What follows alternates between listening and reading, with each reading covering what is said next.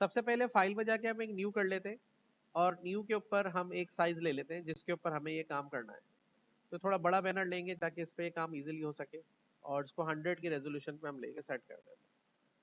यहाँ पर ये लोड हो जाएगा। उसके बाद आपने इसके ऊपर जो पिक्चर लगानी है वो यहाँ पे सेट करनी है जो इसको पीछे करेगी। तो इसी पिक्चर को ले लेते हैं जो अभी आपको मैंने दिखाई थी।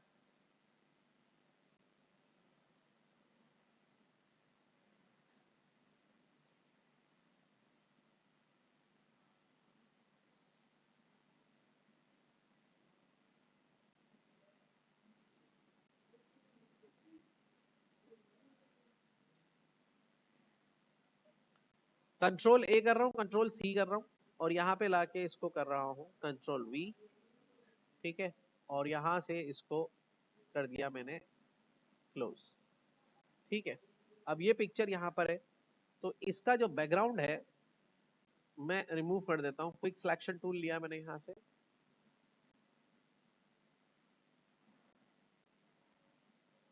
ठीक है, और एडिट पे जाके इसको मैंने क्लियर कर दिया। बैकग्राउंड रिमूव हो गया है, इस तरह से फोटो नजर आ रही है। कंट्रोल टी दबाएंगे, ऑल्टर शिफ्ट करेंगे इस पिक्चर को और ये छोटी जाएगी। अब इसका जो नीचे वाला पार्ट था वो हमने शायद रिमूव नहीं किया है।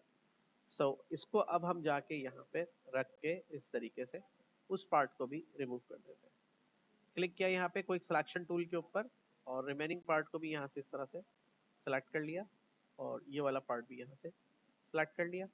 और इसके अब कुछ शर्ट के कलर्स और ये शर्ट्स भी सिलेक्ट हो गई है। ठीक है, तो इसको थोड़ा जूम करके और यहाँ से अपने ब्रश के साइज को कम करके ऑल्टर के साथ डी सिलेक्ट कर दिया। ठीक है, और एडिट पे जाके इसको हमने यहाँ से क्लियर कर दिया। ठीक है, ये क्लियर हो गया, कंट्रोल डी। अच्छा, ये कुछ लाइंस रह गई हैं तो भाई ठीक है, अब ये इरेजर यूज कर लो यहाँ से। ठीक है, तो एक इस तरह का इम्पैक्ट हमने इसके ऊपर क्रिएट कर दिया। कंट्रोल जीरो दबाऊंगा, एडजस्टमेंट सेंटर में हो गई इसकी। अच्छा, अब करना क्या है, देखिए भाई इसके अंदर करना ये होता है कि सबसे पहले तो इस पिक्चर का जो बैकग्राउंड है वो आपने डिसाइड करना है कि किस तरह का बैकग्राउंड है। फॉर एग्जाम्पल, इसका जो बैकग्राउंड आपने डिसाइड किया वो एक इस तरह का बैकग्राउंड है या इस तरह का बैकग्राउंड है। ठीक है ना, या इसका रिवर्स ले लो।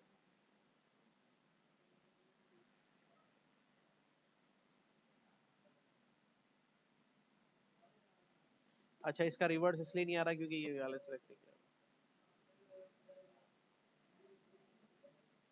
ठीक है, ये एक इस तरह का बैकग्राउंड है।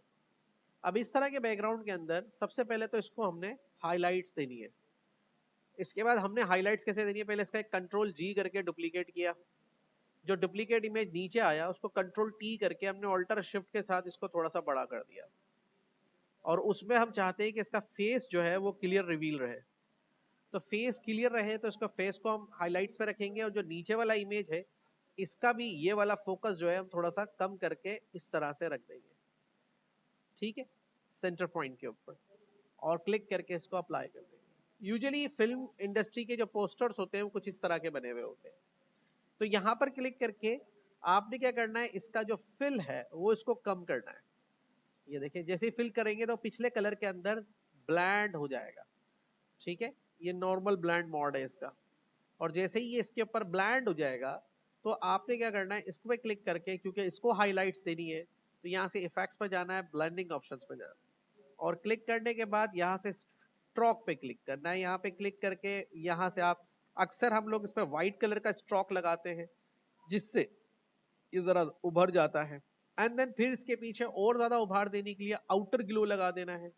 आउटर ग्लो लगा के जैसे आप इसका ये बढ़ाएंगे तो ये देखिए पीछे इसका लाइटिंग इफेक्ट्स बढ़ेगा, जैसे इसके पीछे से लाइट्स निकल रही है।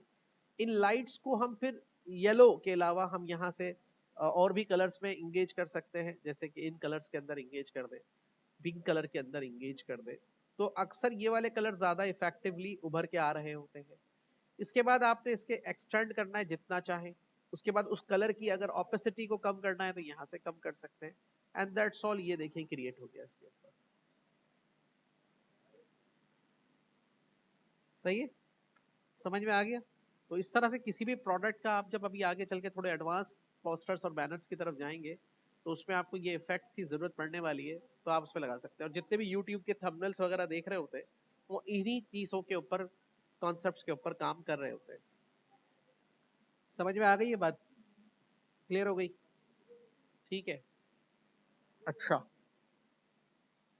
दो चीजें जो हमने करनी थी ये भी हो गई हमारी और वो भी क्लियर हो गई। अब आते हैं तीसरे कॉन्सेप्ट की तरफ। ठीक है, तीसरा कॉन्सेप्ट क्या है? कोई इस तरह का फोटो जो किसी नंबर में या शेप में आपको एडजस्ट करना हो। कोई इस तरह का फोटो जो किसी नंबर या शेप में एडजस्ट करना हो। लेट सपोज यहां से हम गए फाइल में, जाके न्यू पे क्लिक किया और यहां से भी हमने एक लेयर ले लिया। अब ऐसा फोटो कैसा हो सकता है जो ऐसी लेयर या उसमें एडजस्ट हो सके?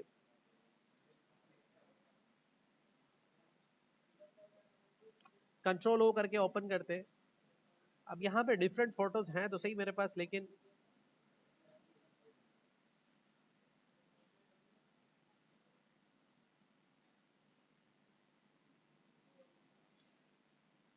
चलें इस फोटो को एडजस्ट करने की कोशिश करते हैं।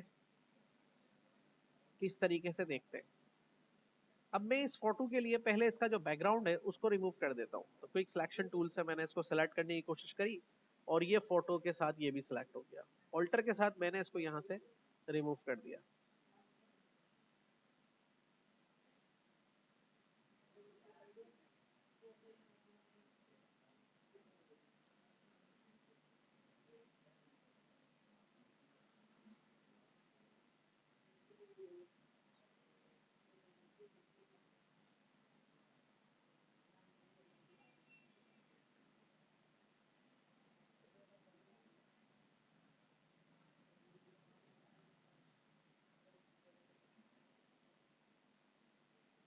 ओके, इस सारे पार्ट को मैंने मास्क कर दिया तो ये गायब हो जाएगा। ऑल्टर के साथ मास्क करूंगा तो पीछे वाला गायब हो जाएगा। ठीक है, उसके बाद ये पार्ट मेरे पास आ गया। नेगेटिव मार्क किया मैंने ऑल्टर के साथ तो बैकग्राउंड के साथ गिरेगा। अब इसको मैं मास्क को इसके ऊपर अप्लाई कर देता हूँ। तो मैं कर देता हूँ उसको अप्लाई लेयर मास्क। तो ये मेरा एक्चुअल फोटो आ गया। इसके नीचे मैं एक व्हाइट कलर का लेयर बैकग्राउंड ले लेता हूँ। शुरू ग्रुप ले लिया मैंने और उसमें मैं कंट्रोल बैक स्पेस के साथ बैकग्राउंड कलर को फिल कर देता हूँ। अब उसके साथ मैं क्या कर रहा हूँ, यहाँ पे एक टेक्स्ट लेटर लिख रहा हूँ। लेट सपोज 2 लिखते हैं हम। ठीक है, 2 लिख के कंट्रोल दबा के ए कर दिया। अभी ये नजर नहीं आएगा क्योंकि व्हाइट के ऊपर व्हाइट नजर नहीं आ रहा, तो मैं यहाँ से कलर को चेंज कर लेता हूँ और ओके कर दिया। फॉन्ट कोई देखते हैं, कोई सही सा ले लेते हैं। कंट्रोल टी दबा के इस 2 को मैं एडजस्ट कर रहा हूँ इसके साथ इस तरीके से और यहाँ पर इसको सेट करने लगा हूँ। ये वाला 2 मुझे जरा अच्छा नहीं लग रहा, तो मैं यहाँ पे क्लिक करके इसको सिलेक्ट करके इसका फॉन्ट चेंज कर रहा हूँ और यहाँ पर कुछ अलग सा फॉन्ट ले रहा हूँ, जैसे एरास बोल्ड आईटीसी। इस फॉन्ट के साथ मैं जा रहा हूँ आगे।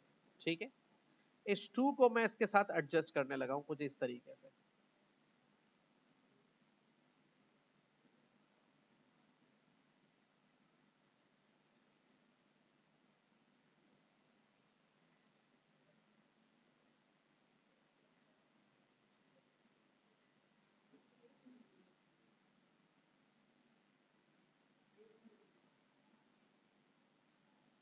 ठीक है, इस पार्ट को अब लेंगे और ओके करके हम इसके साथ इस पे क्लिक करके करने लगे हैं इमेज को ऊपर रख के क्रिएट क्लिपिंग मास्क। ठीक है, क्रिएट क्लिपिंग मास्क करने के बाद इस इमेज का हमने कुछ पोर्शन लिया, कंट्रोल जे करके डुप्लीकेट, और उस पे क्लिक करके हमने कर दिया मास्क। अब इसमें थोड़ा सा एक एडजस्टमेंट ये करनी है कि जो बॉडी है इसकी वो पूरी की पूरी इस 2 के अंदर फिल होनी चाहिए ताकि कुछ हिस्सा एक्स्ट्रा ना रहे। अच्छा, अब इसमें क्या हो रहा है कि इमेज थोड़ा छोटा है हमारा, तो इमेज को थोड़ा बड़ा कर लेते हैं हम अपने control shift. Okay, now it fulfil the complete. ठीक है, ओके। अच्छा, अब उसके बाद इसका कंट्रोल जे करके डुप्लीकेट ले लेते हैं हम, इसके ऊपर लगाते हैं लेयर मास्क। ठीक है, मास्क लगाने के बाद आपको फॉर्मूला याद है, व्हाइट फॉर रिवील और ब्लैक फॉर हाइड। तो यहां क्लिक करके ब्रश लेते हैं,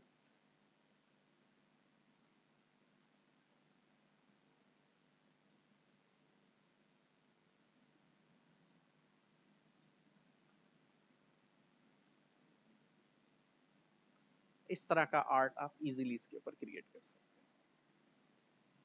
फोटो फिर भी कुछ ऐसी हो जो इसके साथ बिलोंग करे, तो ये और अच्छा इंपैक्ट इसके ऊपर पड़ सकता है। याद रखें, white for reveal, black for hide. तो अगर कोई एक्स्ट्रा एरिया आपका रिमूव हो भी गया है तो आप अपना यहां से व्हाइट इफेक्ट दोबारा लेके और इसको फिलअप कर सकते हैं।